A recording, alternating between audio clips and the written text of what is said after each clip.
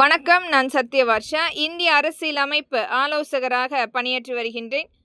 இந்திய அரசியலமைப்பு சட்டப்படி நாம் தேர்ந்தெடுக்கக்கூடிய சட்டமன்ற உறுப்பினர்கள் மற்றும் நாடாளுமன்ற உறுப்பினர்களை நீக்கம் செய்வதற்குரிய அங்கீகாரம் மக்களிடத்தில் கொண்டு வரும் பொழுது இன்றைக்கு நடந்து கொண்டிருக்கும் அனைத்து ஊழல்களும் ஒழிக்கப்படும்.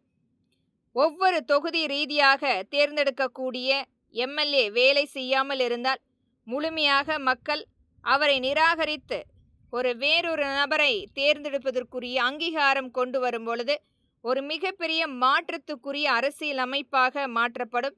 இதை முழுமையாக பரிசீலனை செய்ய வேண்டும். இந்திய அரசியல் அமைப்பு சட்டப்படி இது ஒரு மிகப்பெரிய பங்களிப்பாக கொண்டு வரும் பொழுது இன்றைக்கு நடந்து கொண்டிருக்கும் ஊழல்கள் அனைத்துமே ஒழிக்கப்படும். இதை அனைத்தையுமே நம்மளுடைய தேர்தல் ஆணையம் பரிசீலனிக்கப்பட வேண்டும். இன்றைக்கும் 5 ஆண்டுகளுக்கு ஒரு முறை மட்டுமே தொகுதி ரீதியாக வந்து ஒரு மிகப்பெரிய அளவில் பங்களிப்பு கொடுத்து கொண்டிருப்பவர்களுக்கும் பரிசு பொருளை காண்பித்து ஓட்டை வாங்க நினைப்பவர்களுக்கும் ஒரு மிகப்பெரிய பதிவாக இருக்கும்.